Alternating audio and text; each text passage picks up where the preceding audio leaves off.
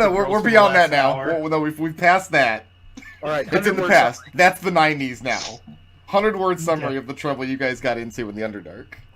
All right, so I recall being we fought some spirity, ugly things that decided to turn into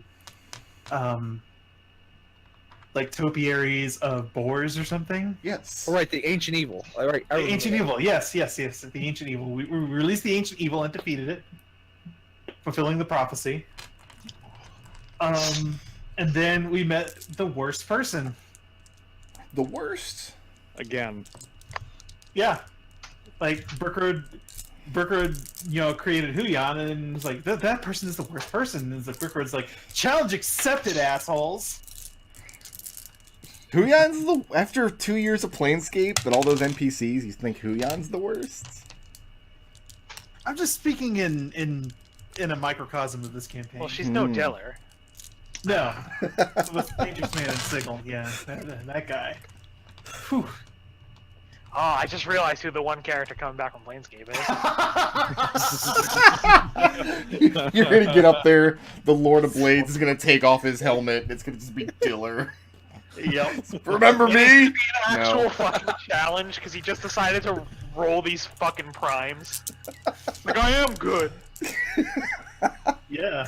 So, you met a pretty cookie-cutter drow that I did very little with as far as personalizing. So, yeah. She was a man-hating slaver, and then Destil did something very rude.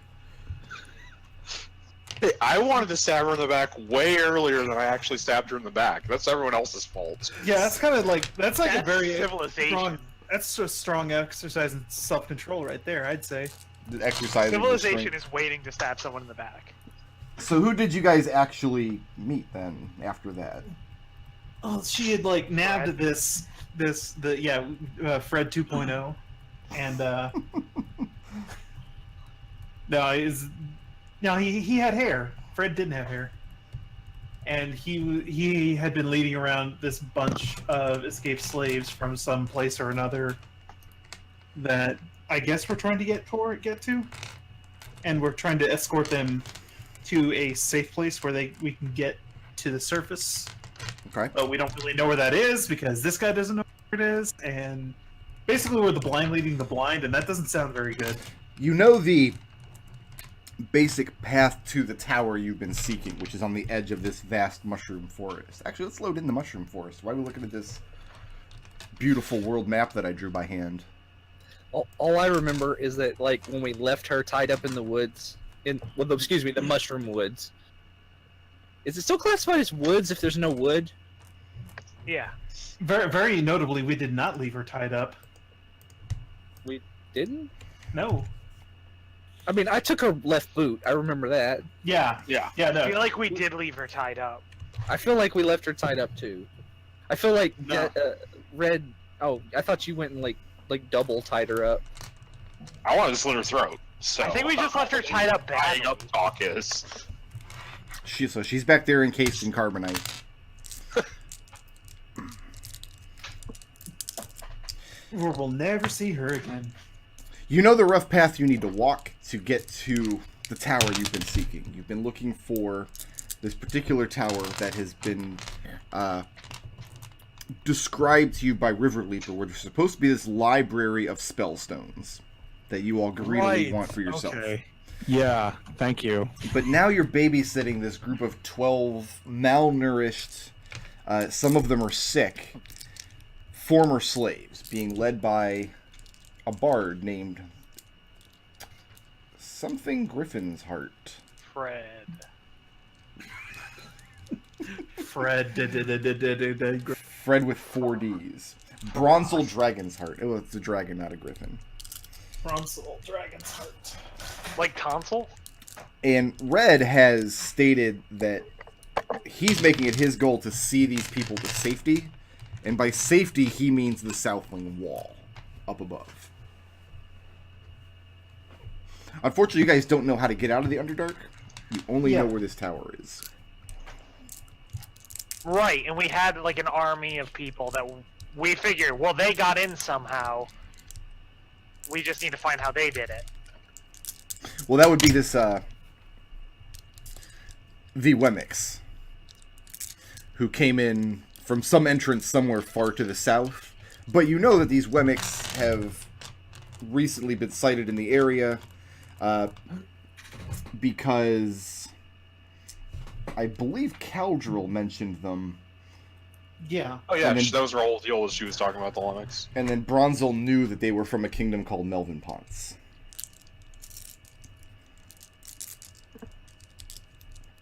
Are they sure? First thing I need is Red and Windy to roll percentile. That's weird. Is it? Is it That weird? combination of people.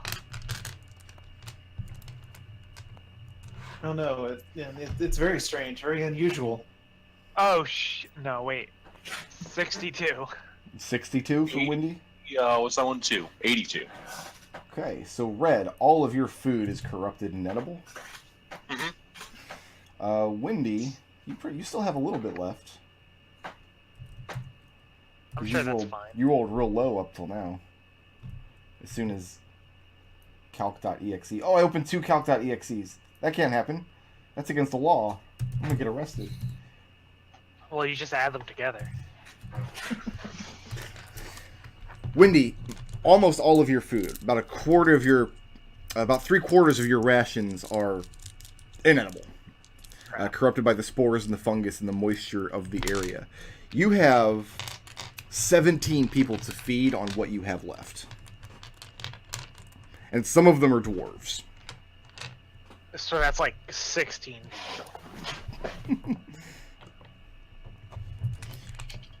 Ah, crap, we lost McDohl. I'm here. Keep going. We somewhat lost McDohl. Well, that's clearly not going to happen. So, Red and I have been doing some research into figuring out the various, like, protections from the forest. Mm-hmm. So I think by now, hopefully we can add that to some of the stuff that Bronzel and co have learned. Like, let's not eat the stuff that the people with stuff growing on them ate. And, do a little bit better scavenging. Also McDohl, because I mean McDohl's just naturally good at scavenging. Actually, I would ask McDohl to do something else for me. I would ask Adrex to kind of do a triage situation and find out which of these people has had the most progress on their disease. On it. Adrix, make a medicine check.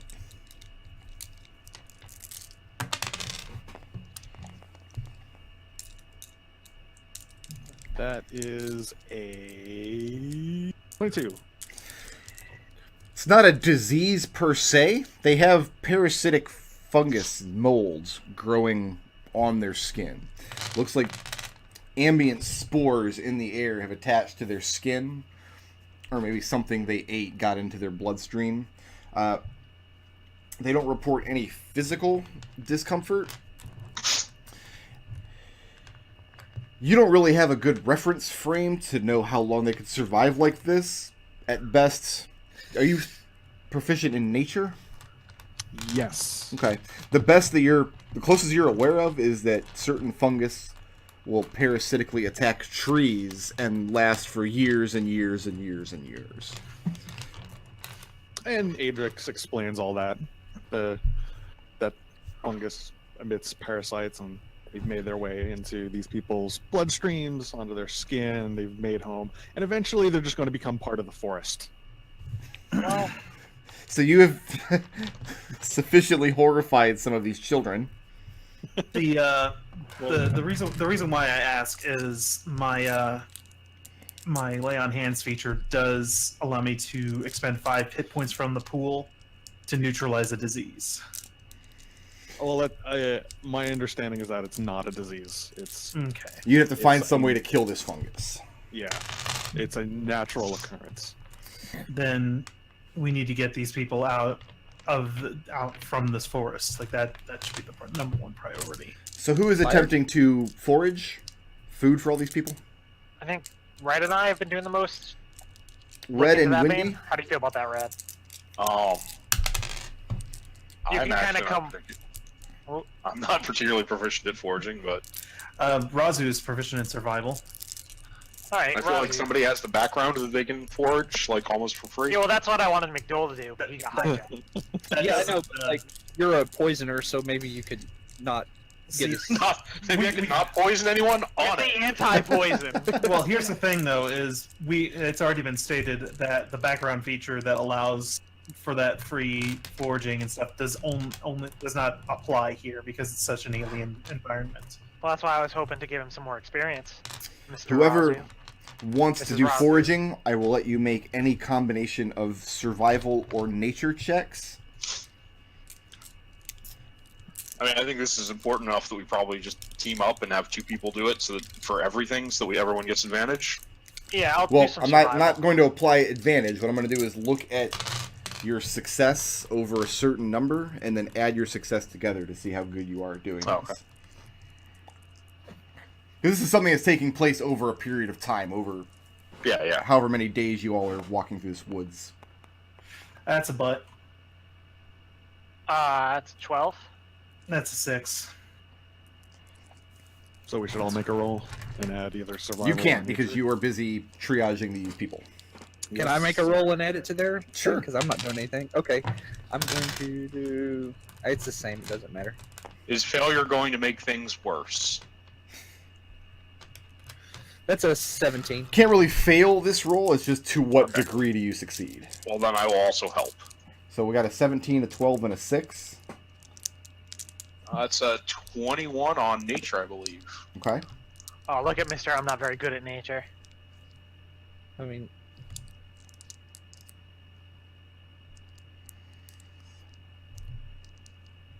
19. Or 20 on nature, not. Okay. As if one of you takes a level of exhaustion, all of the people you're babysitting can be fed by what you find in the woods. If all of you want to remain well fed, one of them is going to have to go without. Several of them are going to have to go without. Somebody's going to have to take one for the team on this. Wendy will take it. Okay, so Wendy's going to... And is our destination, are we heading towards the tower, or are we heading some other arbitrary direction? Well, they said that was where they were enslaved, right? The tower? No, they were enslaved in a drow civilization far to the south. That Okay. would be situated kind of underneath where the Southling kingdoms are. The tower you're headed towards is it's an arcane tower by like a drow outcast, by one of the fringe houses. Okay. Well, from what I've seen of the drow, they don't seem very particular, which admittedly hasn't been too much, but they don't seem too particularly keen on people from the surface. Well, to the contrary, they make excellent slaves. Well, Brick Road.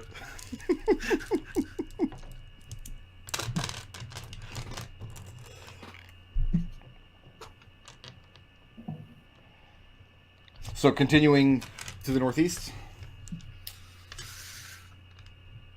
Yes. Okay. Yeah.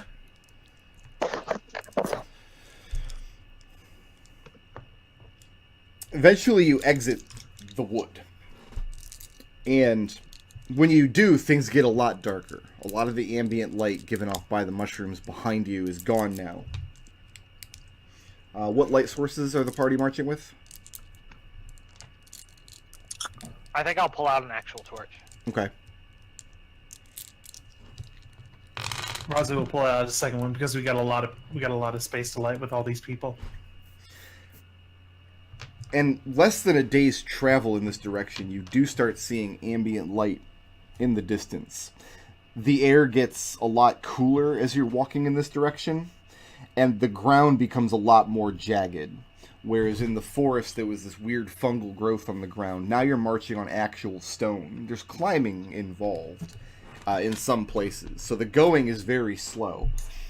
But you crest up over one of these little jagged hills, and you can see far in the distance a point of green light.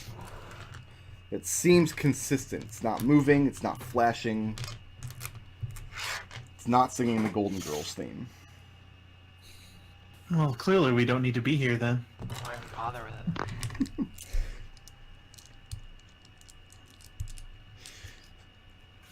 it? Who's got the highest, let's call it passive survival? 19. Probably Birdie. 14. Birdie. As you're walking, there's not much in the way of soil or dust. But as you're walking, you find several pieces of evidence of this Wemmick contingent having traveled this area. You find a couple of broken arrows. You find some places in the rock that look chipped and struck. You find a thrown horseshoe at one point. So you find these little objects. It seems as this trail is leading away from this green pinpoint of light. So it must have routed the Limmick people. Or they killed everybody and left. Either way, I think we should probably find out what's going on there. And then less than a day's travel,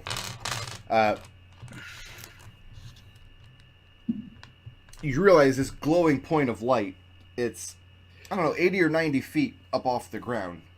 And the ground is starting to slope very sharply upward. And the marching gets more and more difficult.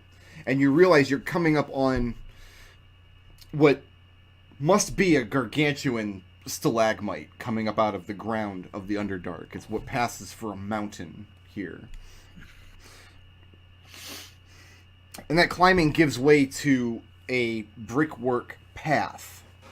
Very ornate and exquisite and very smooth. It's an extreme change from climbing up onto this point. Now suddenly you have this nice smooth road that's kind of switchbacking calmly up the side of this face. Do any of you speak Drow? Nope. Okay. Just Undercommon. The brickwork on this path, they're not rectangular bricks set in just a large grid, the way you like a normal brick road would work. This is the mortar between them comes in sweeping circles and mesmerizing, elegant patterns. You would have to chisel each brick to fit with like a custom job that must take hours. Thinking of the time investment that this house's slaves must have spent laying this path and looking at how far this path extends up this mountain towards this light, it's mind-boggling. I mean, slavery gets stuff done. I remember that. Raazu looks at from Hamilton. Birdie.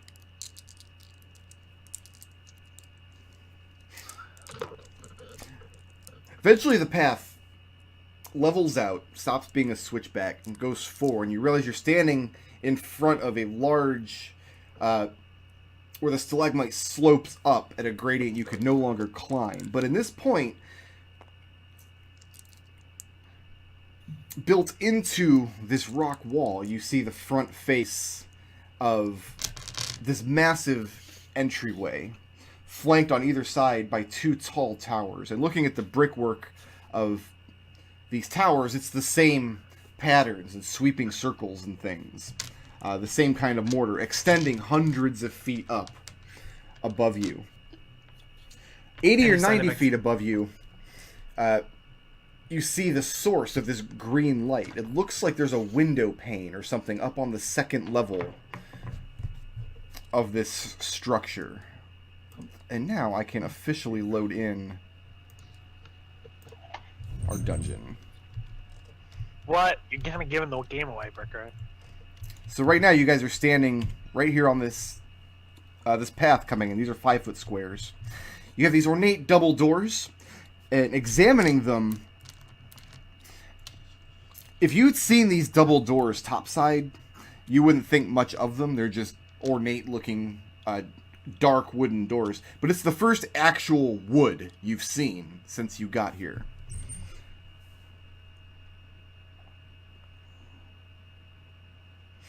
You also notice a pinpoint of flickering light, maybe torchlight or firelight, in a room high up in the left-hand tower. So if you're standing in front of the structure, you've got the main doors here. Up above you, 80 feet or so, is where this glowing green window pane is. Off to your left, high up in one of the towers, you see flickering light. And then high up off to the right, you have a second tower as well. So I still have light over there on the right, too? No light in that one. Okay, well, So given that we basically broadcast our presence with the torchlight, there's no sense in being any kind of any subterfuge here. So Raazu's inclined to just go up and knock on the door and see what happens. And you go up to knock on the door, and you realize there are two great metal handles, or I'm sorry, there's one great metal handle on the left-hand side of this double door. The right side of the door, as you reach in to take the handle, you realize there's not one there. The door has been badly damaged, and looking at it, you're thinking a heavy axe. Signs of combat around the area here? Not on the path leading up. No, you don't see any signs of combat here. Well, might as well knock and see what happens. Boom, boom, boom. You pound on the door. And how long do you wait? No, Wendy opens up the door. Pound on the door by my Hobgoblin Paladin. God damn it, Berkeley. Oh, Now I have to Google Chuck Tingle Golden Girls. I have a No. list You see that there's a Chuck Tingle Humble Bundle, Brick? Yeah, that's why McDohl and I have been making Chuck Tingle jokes all week. It's Oh, okay. Yeah. they don't get old though. You just anyway. So you're opening up this door? Yeah, I'm opening up this door. Okay. It's Nodal. Let me make sure you get how much of this you get. So, just looking inside. Wendy, do you have dark vision at all? I have a torch. You're holding a torch, so you're illuminating the front entryway. So you can see it's a hallway about 20 feet wide ahead of you. You see another set of double doors directly across from you of the same make. These ones, however, have been almost completely demolished, kicked inward, and you can see a large chamber beyond that just kind of fades into the darkness. And then the hallway, of course, goes off to either side, but you're not going to be able to see that until you step in the hall. There does seem to be some, like, flotsam and jetsam on the floor in this entryway. I'd like to make an active perception to try to see if I can hear anything. Go ahead. See how this rolls. for some reason, when you showed that one, I thought, oh my god, there's a 1 on the floor. Just the number 1. You found it. That's so a 20. dumb. I'm so dumb. I'm sorry. Wendy, just on the edge of perception, it sounds very echoey, and you're certain it's your mind playing tricks on you because it can't possibly be what it sounds like. But you feel like you hear weeping from further ahead in this large chamber. I'll say that to Raazu. Standing next to me. Raazu nods. Says, well, shall we go in then? Yeah, let's check that. So I am going to give you guys a couple of tokens here. Uh-oh. I was about to ask this exact question that he's answering just now. So there is your bard. Here are some human adults. Here are some human children. And here is your pair of dwarves. Wait, why do the dwarves get their own token? That's racist. It's not racist, I made them pink. It's fine.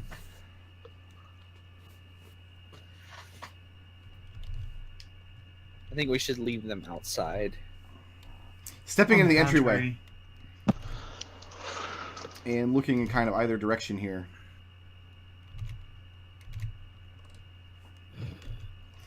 You see the hallway extend farther than you can... not farther than Raazu can see. You got 60 feet of dark vision. So Raazu, you can see off to your left, you see a single closed door on that side, and off to your right, you see another single closed door. So here and here, and then you got the double doors ahead of you. And looking into this room, it's a large circular chamber, and you see bones on the floor. Incredibly huge bones. Like, you're thinking you could repurpose some of these bones as a handy club. Wouldn't be the first time. Yeah. I think I can take this maybe one. we should. Yeah. I think maybe we should bring the refugees inside just so that they're out from the elements. Go ahead and move them in. Looking around this room in here, you see this off to the center, off to one side of the center rather. I'm gonna get a nice black color. So right here-ish, you see the remnants of what looks like a makeshift fire pit. It looks like something heavy was set here, and then fire was lit inside of it. You can see the stonework here is kind of blackened and charred. You see scraps of food laying around, bits of cloth. Basically, it looks like somebody set up camp here for some time and very recently broke. I'm gonna listen at this door over here. Listen. Yep. What direction was that weeping voice coming? From in here, in this center room. Go ahead and make a perception check, Red. Those doors are open, right? That's why we can see them. Yeah, they're smashed open, yeah. One of them is like still intact and kind of hanging off one of its hinges. The other one has been demolished. It looks like this door was just blown through. And it was Say 12 on perception. 12? You don't hear anything, but it's a pretty thick door. If this door is as thick as the ones you came through, somebody would have to be pretty loud for you to make anything out. Maybe we should break off this other door and set up camp for the refugees then. I don't feel comfortable about doing that until we've secured everything that we can. Like, there's a door here, I'm good with that. There's a door here, I'm good with that. I want to know what's through this before we say people should be staying in a place. Fair point. So what do you do about it? Start heading through there, I guess. Basically, if these doors open, also, I'm gonna... it was pretty echoey, right? And these are like big metal doors? Yeah, any sound... No, these are wooden doors. Doors. But any sound you make in here, like even just the scratching of your talons against the floor, I mean, the echoes are palpable. This place is almost deathly silent. In that case, then, if they see either one of those doors start to open, they should shout for us. Okay. Raazu, where you're standing, I mean, you see this place littered with bones. On one side of the room, you see this gargantuan rib cage laying on the ground. On another side, you see a pile of broken teeth. Make me either Arcana or Religion. Who in the group here Yeah. has dark vision? Raazu. Red does. Sorry, I meant the NPCs. Just the dwarves. Oh, that's Dwarves? dwarves. Okay. They live underground. That's a 20. I'm going to say Arcana. You're pretty sure that these bones are dragon bones. Nice. And your first thought is, oh, these Wemmicks came in here and slayed a dragon. They're pretty badass. But if that's what had happened, you would expect to find a large dragon's corpse laying in this room. That's not what you see. What you see are piles of bones just kind of clattered all over the room. And then you recall a creature called a Dracolich. Yeah. Which are the reanimated bones of a dragon brought back and bound by dark magic. And suddenly the silence of this place feels very oppressive. Yeah, Raazu's jaw sets a little bit and it's like, fuck. In the center of this room, now that you're inside the doors and you can see, in the center you see what looks like might be a large circular fountain, but it's inert. You're not sure if there's anything in it or what's going on. You certainly don't hear any water anywhere in the room. Yeah, let's go check out that fountain. Yeah. Well, before you do that, Adrex lights one of his torches and hands it to Birdie the Bard. Okay. So they have a light source when we inexplicably leave them here. Well, I mean, he sets to work setting some of the other former slaves to drag this broken door in and set to part, demolishing it and building a little fire here. He asks if any of you have any tinder to get it going. I'll light it. Okay. I think I have some. Give him. I have a pot too if you want a pot. Raazu has a tinderbox. He'll accept your pot, and he asks you to let him know when you find something to cook in it. I mean, Birdie looks at the children. Considering how emaciated this man is and what he's been through, he does seem to be pretty good at keeping his company in good spirits. As good as can be expected. That's what bards are for. Windy and Raazu, coming up on this central fountain, coming into the center of the room, looking high overhead, maybe 70 or 80 feet up, you can see a balcony level to this room in like a large U shape. So something like, that's the wrong color. It's fine. Don't worry about that. That was intended. Something like this. You have a large balcony level up there. Okay. And in the center of the room, where you guys are kind of standing now, you see this fountain, and looking into it,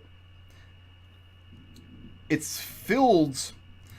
At first you think it's filled with sand, but it looks far too granular to be sand. But it's definitely like a silvery, silty material. You would think it was ash, except you don't smell the scent of anything having been burned in the area. I don't know. I don't like this. The last time we came across a fountain. A silvery fountain, no less. And Raazu, you have double doors in the back of the room as well. Raazu has a little flashback to the temple in the swamps near Shallow Scale Lake. Crouches down. Go ahead. Is it just dragon bones in this area, or is there like any other type of bone? Smaller bone. Make me a either Arcana or Medicine check. Alright, I'll make that as a medicine check. Has anyone mentioned at all audibly that these are dragon bones? It's pretty apparent that they are. Okay. And in fact, Raazu can see up in the corner here, you can see where the large dragon's skull is laying. Yeah, that pretty much gives the game away. Yeah, you only identify these dragon bones. You don't see any human-sized bones in the room. Yeah. I don't like this place. How high is the balcony? Maybe 70 or 80 feet up. Do you guys want me to fly up there and check it out while you look at this fountain, Raazu? Might be too dangerous. I think we should probably stick together. If something's dangerous that's 70 feet above us, we should know now rather than later. How loud are you guys talking? I mean, I feel like anytime you're in like a big echoey place, you like whisper just almost subconsciously. Okay. Yeah. That's fair. Raazu, to prevent, like echo happening. Yeah, Raazu considers Wendy's words for a moment, pulls out a javelin, and then nods. Yeah, and I'm gonna wind my way up there. Okay. I do apologize. It's starting to thunder real bad outside. I know my microphone can pick that up sometimes, so hopefully... No, we don't hear it at all. Sounds Okay. great. I haven't heard it. So. Okay, I'm going to save this map. If your dog starts barking, we'll hear that. Yeah. Yeah, it's more the dog Save that map. than the thunder. Yeah, Edgar hating thunder is very well known. Oh, he's hiding. He's already hiding. Edgar's long gone. Well, he's safe then, because the thunder can't get you if you're underneath a table Yeah, exactly. or a desk. And you're taking your torch with you, Wendy? Yes. Or a blanket. So, Wendy, you fly up to this balcony level. The stonework is uniform. When you get up here, you see the stonework just kind of juts out from the walls of the place, and it remains just as intricate and ornate the entire way around. There is a beautiful dark wooden balcony all along the inside of this area. There's two doors on this side of the room. In fact, can I get rid of this? Let's see. Yeah, I can get rid of this. There's a door here and here. You find 2 more doors on the other side of the area. And then a pair of double doors leading south. And let me see if I have any more details for you.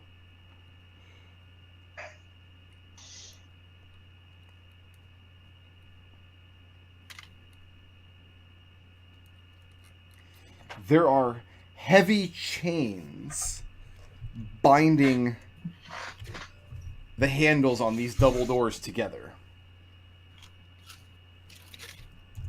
All right. I'm going to don't just switch the map yet, Brett, unless some shit's about to go down.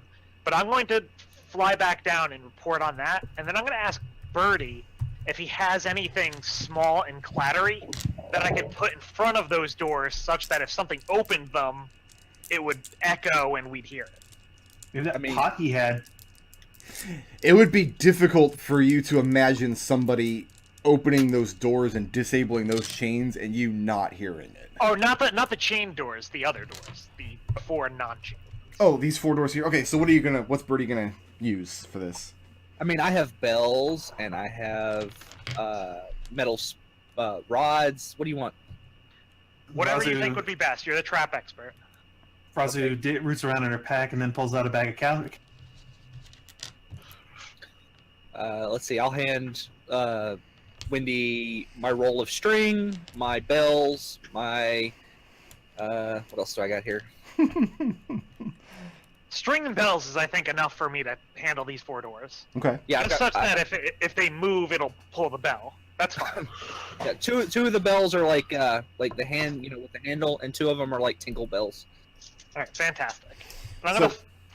you attach bells with string to the handle of these 3 doors, and you're about to do the same to this door, and you realize the handle on this one. Yeah. To be clear, this southwestern one here. It looks like it's been broken. Do you have any proficiency with like carpentry tools or anything? I think the closest thing I have is masonry. Make that check at disadvantage. She is not mahogany. Well, Mahogany, he also didn't have proficiency with carpentry tools.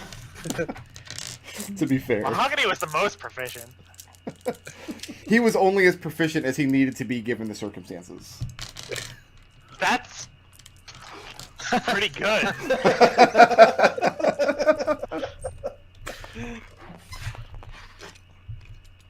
That's a 9 and a 13. Alright, so is that like can I make that as a wisdom masonry? Yeah. Let's call it intelligence masonry. He robbed me. That's a 12. Okay. The handle of this door has definitely been broken. You're not sure whether or not the door is like closed and latched, or if it's just standing in place. You know what I mean? Like you're not sure if the handle mechanism is engaged or not without checking it. Well, I feel like as long as we... Nah, fuck it. I'm gonna check it. Okay. You check it, and sure enough, the handle does not engage the latch of the door. It looks like it's been broken and then hastily repaired, and it cannot actually be secured. Okay, then even more reason to bell up this door. Okay. Because that door could just slide open at any point. What's your passive perception? My passive perception is 17. You catch a whiff of decay in the air standing outside this door. It's not overpowering. There's something on the other side of this door that is rotting. Go ahead and mark these doors with whatever you're going to do with bells. Like, I don't know if you want to draw little bells would be kind of cute. Yeah, like a sort of Liberty Bell. Is it going to be a different bell for each door? Like, one of them's going to be a jingle bell, and one of them's going to be a cowbell. And... That's exactly what he's doing. Okay, no, that's fine. We can be here for 10 minutes. This is cool. Oh no, this is real quick. God, no, I'm bad at drawing. That's what I needed to bring up to you guys before we started, and we're live now, but whatever. I have to bail at 5:30 today. We have to quit a little bit early. My apologies. It's in my notes, and I just forgot to say it, but... My sensibilities are offended. Yeah. This is a boot and somebody has stepped in gum up here. Yep. Yeah, okay. That's why someone steps in gum, they go, "Ah, shit," and that'll alert us. But you're fine with the double doors down here? These ones are... They have the clattery chains on I feel them? like we'll hear those. Okay. Yeah. So why use our own resources when those are already dealt with? Okay. And I'm gonna fly back down, and I'm gonna say, guys, I don't think it's possible for us to secure this area, because I think if there's something undead here, it's behind a door that is unable to be closed. It's possible that what we should do here is I should just put down a rope, and we should go up there and deal with that. I have a harpoon gun. I could shoot a rope up there. That would be cool, right? It also I be mean- very loud. Yeah. Or I could just fly up there again. Besides, if you shoot their harpoon gun now, how are you going to shoot at whatever's behind that door? Yeah. I Okay. mean, didn't have to tell him twice. So what are you securing the rope to? First of all, you guys have, we're going to call it 70 feet of rope. I Between all got of you? 50. Raazu's got another 50. Okay. Yeah. Wendy, you secure the rope up there. What instructions, if any, do you give to Bronzel and his party? I think essentially the same as they had before. They should shout if they see either of those doors open. Mm-hmm. And they should leave the door open to the dragon room just in case something starts to go bad in there. And that if they hear us shout for them to leave, they should just leave. Bail. Who's the last person up this rope? Red. Red is the last person up the rope. So, Red, you watch Wendy fly up and secure this rope, and your companions, one by one, help each other climbing up to the top, up to this balcony level. Go ahead and place your guys wherever you're climbing up at, so I know where this rope is secured. I was going to ask where it is secured. Just as you're about to grab the rope, Red, and start climbing up it, in the just behind you, where you're having your back to this Ashen Fountain, you hear a very distressed but very faint sound of a woman speaking something in Elvish, saying something distressing. Sorry, where was that coming from? Just behind you. So you're facing this rope, so behind you you've got this Ashen Fountain. Mm-hmm. And this is just before you grab the rope to climb up.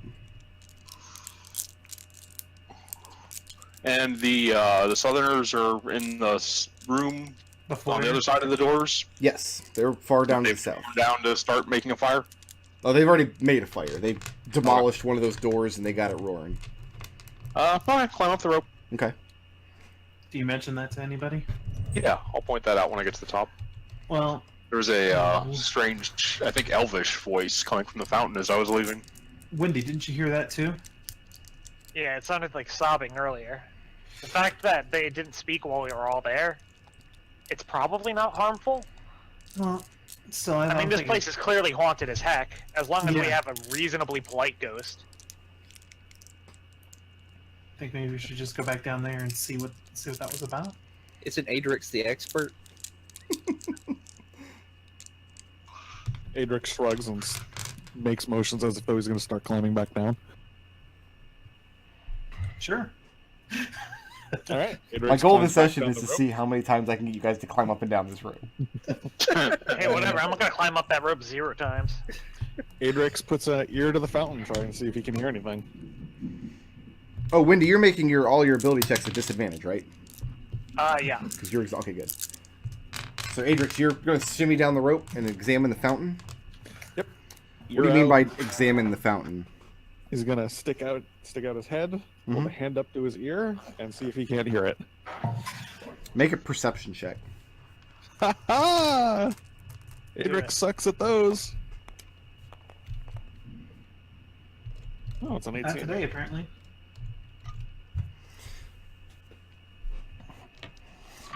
You very barely hear it. it sounds like the voice is emanating from the fountain, speaking Elvish, and she says, "Please don't leave me here."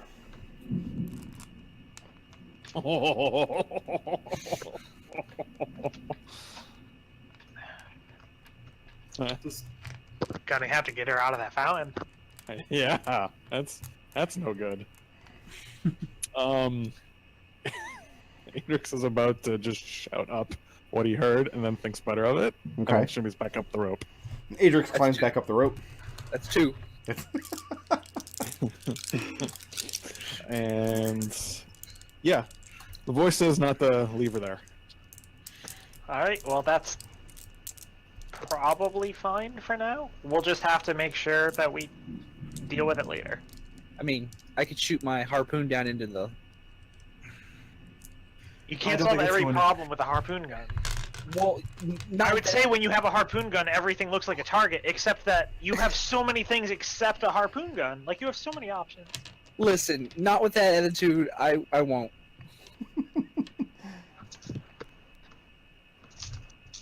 So what's next? Alright, let's hold on to the bell so that it doesn't ring for the door, and then kind of, like, swing it open. Swing it open. It's not raining, it's just thunder. Like, there's No, we heard that thunder. bone Yeah, I heard dry that. outside. Does the door swing open or in or out? It swings in because it's OSHA qualified. Sure, that's fine. Looking in this room, it's sparsely but comfortably furnished. There is a 4-post bed in one corner with the curtains drawn. Against this back wall over here, there is kind of a combination wardrobe and dresser situation. This room has been very thoroughly ransacked. The contents of the dressers have been dumped out on the floors. Just linens and things. Nothing that looks valuable. But all of the curtains on the bed are drawn, and part of the inside of one of the curtains... when are you carrying a torch? Mm-hmm. Okay. The curtains are a deep purple in color, so you don't notice it at first, but definitely a dark stain along one of them. Well, it's a different map. That's why I lost my torch. Yeah. Yeah, those are my color too. You've got a door here, one to the south here. This door to the south has... Raazu puts a hand on Wendy's shoulder before she goes in. So I want to use my my sensibility before you go in there after Bricker is done describing things. Oh yeah, use it from right there so that you can both see down here and also in there. I only have a radius of 60 feet, so I can't. Down there would be Oh, it's orange. 90 feet. But looking at this door to the south, you can see where it has like an aftermarket padlock, like a heavy iron lock placed on this door to secure it. That very much does not fit with the decor of this place. But this lock has been destroyed. It's been melted into slag, and it's just hanging on the handle of this door now. I love the idea of an aftermarket handlock. It's like, no, this was an upgrade from the dungeon. It didn't come with it at base. But this is the first thing in this dungeon you've seen that looks just like ugly and utilitarian. Raazu is going to activate her Divine Sense ability and search out for Celestial Fiends Undeads. Okay. And you find any of them within 60 feet that are not behind total cover? Yeah. None. Nothing. But there is the stench of decay in this room. It's a little stronger when you step in here. It does seem to be emanating from the south. Hmm. Okay.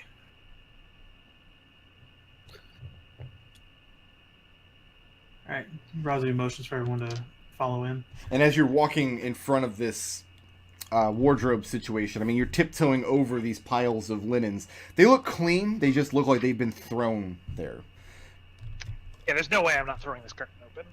And when you do, the linens on the bed, they were already deep purple to begin with, but stained brightly and very thoroughly with blood.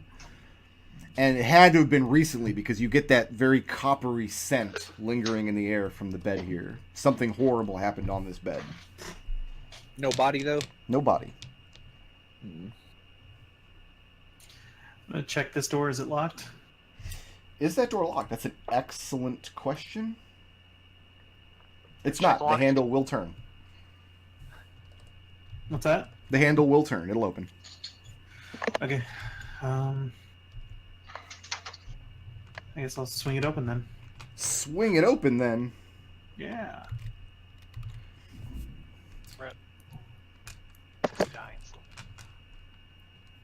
What immediately catches you opening this door are the rows and rows of gorgeous purple velvet curtains that hang all along the west wall. Every 20 feet or so, there are a pair of heavy braided drawstrings for them. In this room, you do see several small tables. Oh, I'm sorry. These are supposed to be square. Oh, don't erase everything. One of these days I'm going to learn how to use Tabletop Simulator. It's going to be great. You do see a pair of round tables from the doorway there. Each of which has 3, again, very ornate, dark wood chairs with plush cushions carefully set on the top of them. Hey, Brick. Yeah. Can I get a good view of the people from the second row, the first floor over here when I'm on the second row? All you Like, get can a I see good them? view Can of I there see- is the firelight coming in through the door firelight? to the south. And it's so silent here, you can hear the crackling of their fire. Okay. I can't hear them like chittering or murmuring anything. I mean, I can't even get to see them. If you listen just- carefully every few moments, I mean, you can hear the sharp hiss of somebody's whispered S sound, but you can't make out what Right. they're saying. But it doesn't sound like anybody's dying, if that's what you're getting at. What do we do with this They're door? still there. They're still alive. Are we leaving this open with a bell on it, closed with a bell on it, or what are we doing? Nah, Just leave it open. Then. leave it Leave open. it open. Yeah. Is there anything under the bed? Get down and check. Yeah. Roll initiative. Yeah, roll initiative. It's a mimic. The whole bed is a mimic. It's mimics all the way down. The floor under the bed is a mimic. The mimic is a mimic. It was actually a living floor. That's what I said. Ah, I got you. Whoosh. Whoosh. Is initiative a dex check? It is an ability check, yes. You're rolling Can't that. roll any worse than this too. I'm not McDohl. Because I roll badly. I get it. All right. Yeah, that was just for you. Red you'd like is that. surprised. Mm-hmm. Birdie. Can't be surprised. So you get down to check under this bed, Birdie, and you have no idea why, but the hair on you don't have any hair on your neck. You're a goddamn reptile. What's the reptile version of the hair on the back of your neck stands up? The scales? The scales, Scales harden. get all prickly. Just suddenly it feels like a very bad idea to be looking under this bed. I think it would be the scales harden defense mechanism. I think it would be your frill goes out.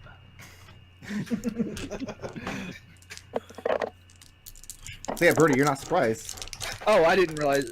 Sorry. I thought you I said you get couldn't up. be surprised. So yeah, you have an Yeah, I action. can't. I get up, back away, and shoot my harpoon gun at the bed. At least underneath the bed. Well, getting up and backing away, you're leaving its threat range. Oh well, I'll cunning action disengage. Then. Okay, go ahead and roll the hit. See, I told you, Birdie. So that would be a 21. That's good enough to hit a stationary bed. Yeah. I forget what you said the damage was on that. Was it? It sounds like something you should have wrote on your character sheet.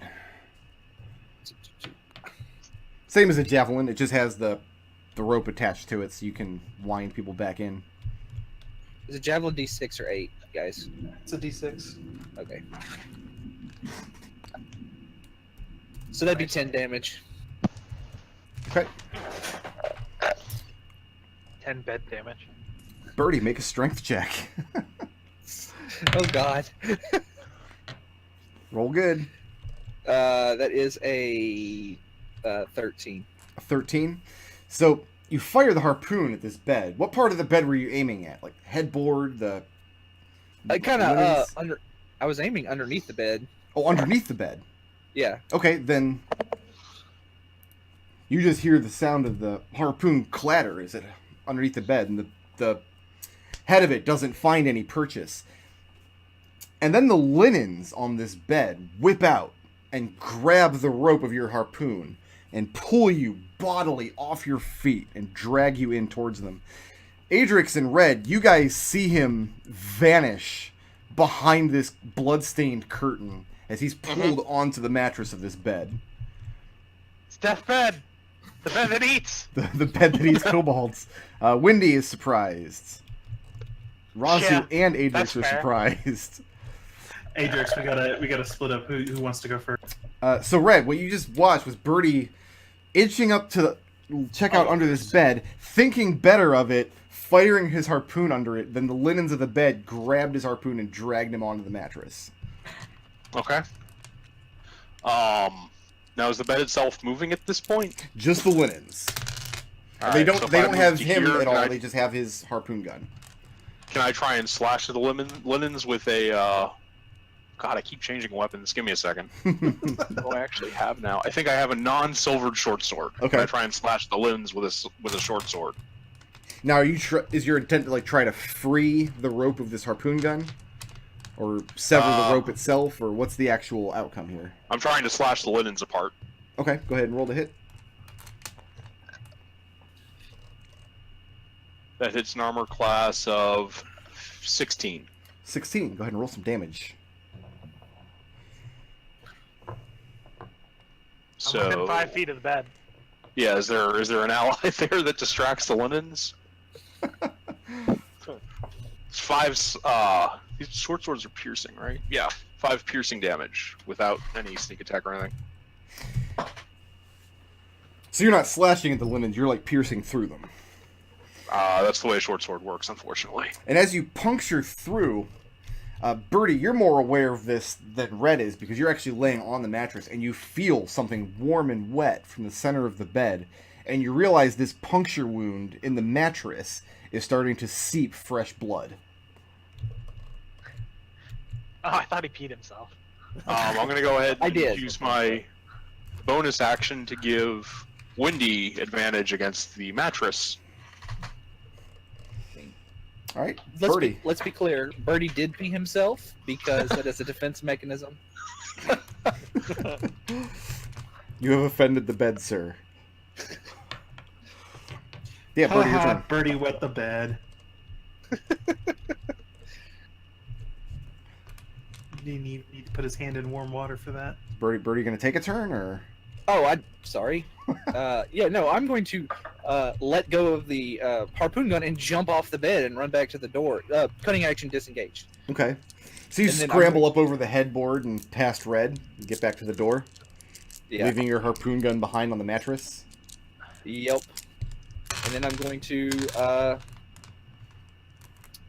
shoot the mattress with my bow. Okay. Because nobody puts Birdie and gets away with it. Nobody puts Birdie in the corner. So that is a 20. That'll hit. And let's see. Is Red being there enough for sneak attack? Yeah, that's... You snuck up on the bed. I'll allow that. I attacked the gazebo.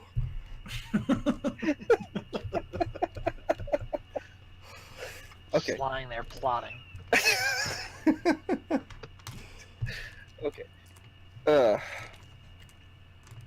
So that is 19 damage. Cursing. The dreaded 4-poster bed. And you put an arrow in this bed, and you see this spurt of hot, fresh blood shoot up from where you put an arrow into it. It's going to bring us back to the bed. Oh shit. Oh noes. Red, I have a 17. Yeah, that hits. And an 18. Also hits. Okay. So these Lenins reach out and grab you around the arms, trying to wrestle your weapons out of your hands. And it pulls you in. So you're laying on the mattress in this pool of blood that's steadily increasing. Rick, real quick. Yep. Is this bed taking up these 4 squares or these 2 squares? I ask because I want to shoot a ranged weapon, and I don't know if I'm going to have to shoot with disadvantage or something. No, because you're back against the dresser on the wall. Like, this dresser's not actually taking up the whole 5 feet, so... Okay. You're far enough away. Am I grappled? No, it just pulled you by the arms onto the mattress of the bed. Okay. It's going to bring us to Windy. Alright, I'm going to take a sharpshooter shot at this bed. Okay. First time anyone has ever said that ever. No, it's not. That's a 14. 14 will hit. 4. 17. Magical piercing. Okay. And another spurt of blood shoots up out of it. And then I think I'll take another...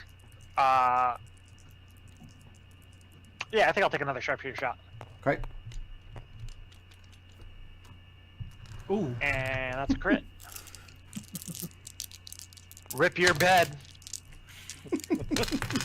Today, the bed will rest in peace. Oh my god. Don't... Why did... Oh. That's 19. Oh, that Oh, wait, no, actually, no, that's 23 magical piercing. You're gonna have to give me a second. That The hurt. disgust gives me strength. Red, the linens wrapped around your arm suddenly go slack as Windy's second arrow hits this bed. And you feel them go slack and inert and fall back down to the mattress. Where you're laying, though, you can see, laying in this pool of blood, there's this harpoon and a couple of arrows. You see these items are beginning to dissolve as they're laying here in this blood. I will leave the bed. It's probably a good idea. No, my harpoon! And as soon as you leave the bed, you see the linens. Well, how long do you guys wait? Birdie, do you try to retrieve the harpoon? Yes. I'm gonna run up with, like, my harpoon. And I mean, you go to retrieve it, but it's been warped and corroded and is now useless. Birdie falls to his knees and just starts sobbing. I didn't get to solve a single problem with that harpoon gun. Like, he just starts ugly crying. And then over the course of the next couple minutes, you see anything laying on it, the arrows dissolve completely away. And the linens very slowly start to ripple and reform until the bed itself is made. The curtains draw themselves closed. That sucks. That is not a good thing. Raazu. I was gonna have Adrex jump on the bed, hold his sword up like he just pulled Excalibur out of the stone, and stab it downward. So I'm glad he didn't do that. Birdie angrily gets up and grabs the torch out of Raazu's hand, and then throws it on the bed. Why? And now the linens in the bed begin burning, and Raazu runs and grabs the torch and yells at Birdie, "What the hell is wrong with you?" It ate my harpoon gun! Where are more kobolds we can murder and get harpoons from? It'll be fine. as the cloth on the bed is burning, those of you standing closest, you don't hear it so much as you feel it. You can feel the thing crying in pain as it smolders. Birdie throws a rude gesture at it. What's next? Alright, what was going on in this room?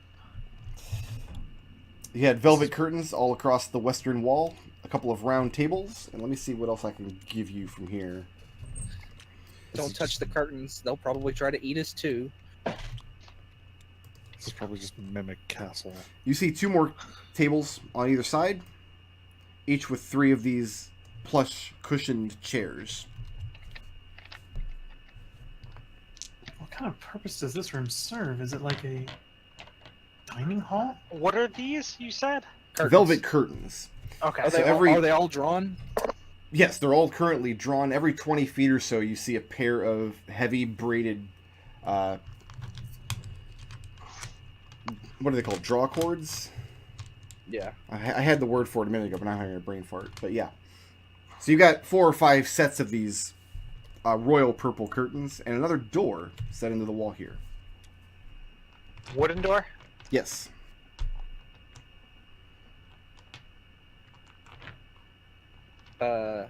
This looks like some kind of like viewing area to me. Yeah. Is the door next to me locked? If I try and open it?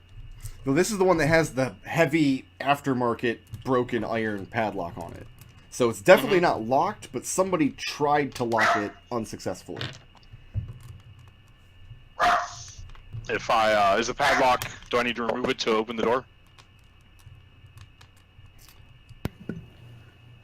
It's just kind of hanging on the latch. It looks like at one time it did secure the door, but you could move it or not at your discretion. Yeah, I'll take the padlock off, put it on the floor, and just quietly open the door and peer through. See if I can just see anything inside with dark vision. The first thing that hits you is the odor. You smell a decaying body in this room. And looking in, you do see a human man in blood-soaked clothes. Like laying on the floor with his back against the wall. You see his hands are placed across his chest, like a corpse's would. One of his legs has been totally severed from about the mid-thigh down. He's wearing colorful livery, but it's heavily soaked in presumably his own blood, but you do see the sigil of the Wemmicks